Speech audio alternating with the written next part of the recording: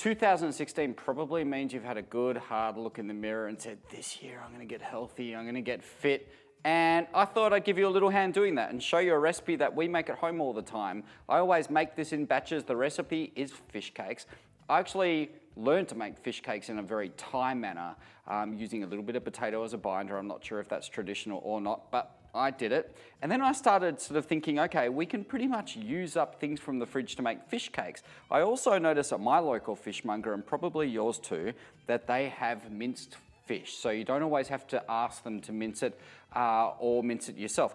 And often the minced fish is used from offcut, so it's a little bit cheaper. So I started doing a bit of a recipe, which I'm going to show you guys today. It is gluten-free, and the first thing I'll be hopping into is kale. So I've got about 3 or 4 leaves of kale. Because we're going to cook these entirely on the stove top, and we're not going to blanch these at all, I will remove that tough stalk there. Otherwise it'll kind of remain very fibrous within the fish cake and won't be very nice, really. It might also mess with the structure of the fish cake and make it break up, which we don't want. So this is also a good way of getting greens into there as well and getting the veggies in there. I'm going to show you guys a pretty cool trick once we get to the cooking stage to make it even a little bit healthier by showing you how to not use too much oil. So without further ado, you can take the kale, bunch it up, and run through it with a knife quite finely. And as I said before, I often make about actually 30 of these cakes at once and freeze them up. They hold really, really well. It's a great option to avoid having some kind of bun with cooked meat and lots of fat in there. So, AKA a hamburger. Let's have a look at this. So we can start to pop that kale into there. You know what? I reckon that's gonna be enough. So as well into there, we can put 1 carrot. So I've got a sort of microplane with really coarse teeth on there. You can always use a cheese grater or a box grater and just grate that straight in. And into here, you can pretty much put whatever you want. I'm gonna use some zucchini. Probably stay away from things like eggplant, cucumbers, really watery, so that wouldn't go down too well. Bit of cabbage would work. You could also start to think about putting some grated shallot or garlic into there if you wanted to. I'm not a big fan of garlic that's just cooked. I need it to be quite cooked for me, so I always steer clear of that. I'll be putting some paprika into here today. And along the spice route, you could also go down the route of doing things like cumin, fennel seeds, other things like that would work a treat. I'm running out of things to say, and this carrot's taking me a long, long time here, so bear with me. And then we'll hop into a zucchini as well. Oh yeah. Before I get too far into that, I'm going to show you the sequence of events that I make the fish cake in. Now, in a minute, my hands are going to be really dirty, so before they get dirty, I'm going to take this large pan and I'm going to put it on a medium to low heat so that can start getting some heat up before we're ready. So that by the time we're ready with this, the pan will also be ready too.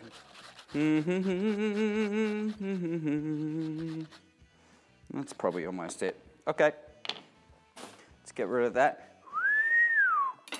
Into this bowl, I'm going to put a good pinch of smoked paprika. If you don't like it, don't put it in. It's not going to really affect the recipe. It just won't taste of paprika. So you can always add other flavors, as I mentioned before, or just keep it really kind of neutral. A little bit of salt, some cracked pepper, and then we need a binder in here. Theoretically, because that fish is actually minced, that's a protein, so that'll do a really lovely job of binding it. So we don't need to put egg or anything into there. But one thing I like doing at home is actually putting some quinoa. You could also put couscous into there. You don't need to put too much, just a couple of large spoons does the job.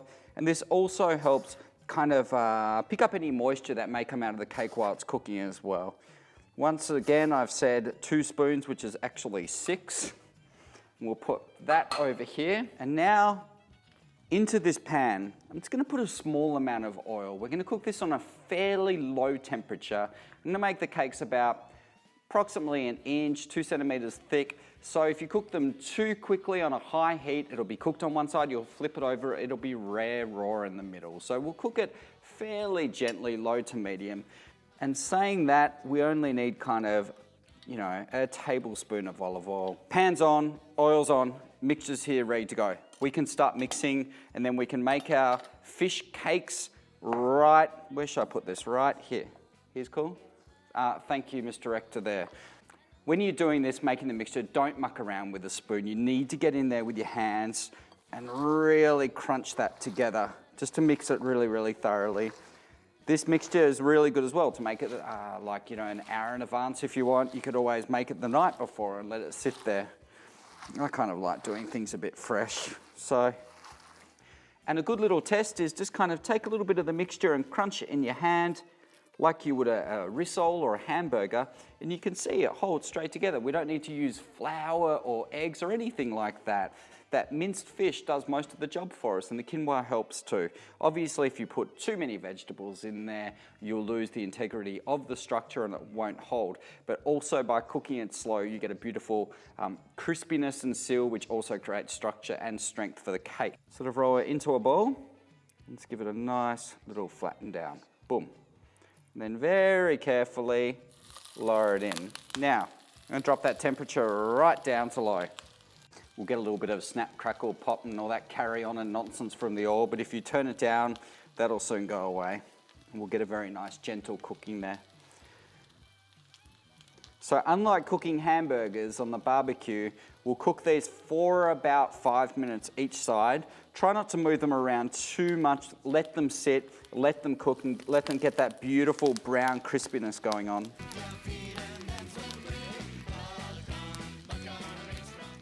Keep an eye on it. Don't go for a walk or leave the house, and check it every couple of minutes to see how it's browning.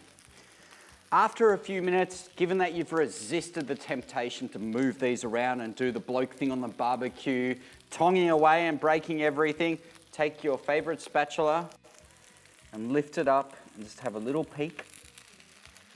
And if it's brown, which it is, you carefully flip over. And I love with this recipe that you don't need too much oil. There's seriously like a tablespoon of oil for 6 patties, which is 3 people. So not much fat going into this whatsoever.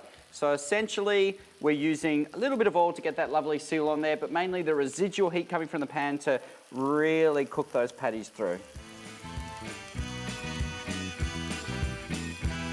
Okay. Have a little check after a few minutes, and it's beautiful and brown. So that should be cooked all the way through now. Pan goes off, and this is done. That's the recipe. Serve this with your favorite salad, vegetables, whatever you want. I hope you guys enjoyed this recipe. It's one of my favorite for sure. I'll see you next week.